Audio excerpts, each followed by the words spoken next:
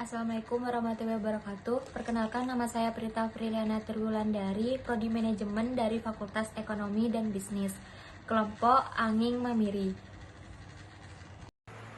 Bangkalan merupakan daerah paling barat di Pulau Madura, sehingga saat menyeberang dari Surabaya lewat Suramadu, Anda akan masuk ke kabupaten itu terlebih dahulu. Mengutip situs resmi Kabupaten Bangkalan, nama daerah itu berasal dari kata bangka dan laan yang artinya sudah mati. Istilah itu diambil dari legenda Ki Lasep yang tewas di Madura Barat. Ki Lasep adalah putra Madura keturunan pembahan Cakraningrat dari seorang selir. Maka dari itu, ia kurang mendapat kedudukan jika dibandingkan dengan putra-putra dari istri Potnik.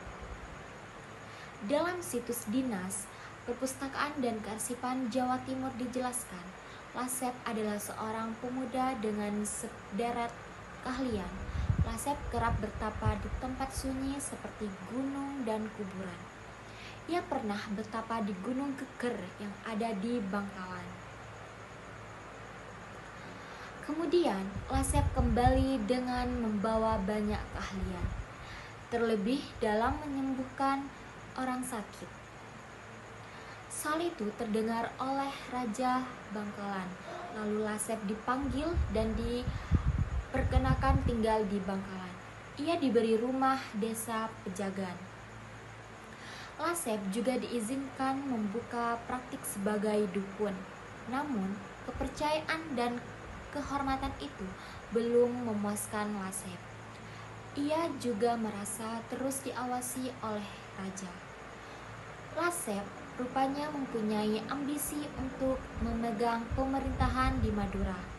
Lasep meninggalkan Bangkalan lalu menuju ke timur. Ia akhirnya sampai di Gua Gunung Pacudan. Di daerah Kulu di gua itu ia bertapa hingga beberapa tahun lamanya. Nama Lasep semakin terkenal. Konon, ia memiliki golok yang dapat disuruh untuk mengamuk sendiri tanpa ada orang yang memegangnya. Soal kesaktian itu menyebar hingga pelosok Madura. Akhirnya Lasep merasa yakin pada dirinya sendiri, mampu mengobarkan api pemberontakan. Lasep mendapat simpati rakyat, sehingga saat turun dari pertapaan Gunung Payudan, ia dapat menaklukkan desa-desa yang didatangi dengan mudah. Pemberontakan Lasep dimulai dari timur. Dengan bantuan para pengikutnya, Lasep mulai menyerang kerajaan Sumenep. Pertempuran terjadi di mana-mana. Tak lama kemudian, Sumenep dapat diduduki Bupati Sumenep Pangeran Tokronegoro IV Raden Alza. Rasa ketakutan, ia melarikan diri bersama keluarganya ke Surabaya. Ia melaporkan pemberontakan tersebut kepada Company. Setelah keraton Sumenep diduduki, Lasep menuju Pamekasan melalui jalur selatan seperti daerah Bluto, Panduan, Kadura, dan seterusnya.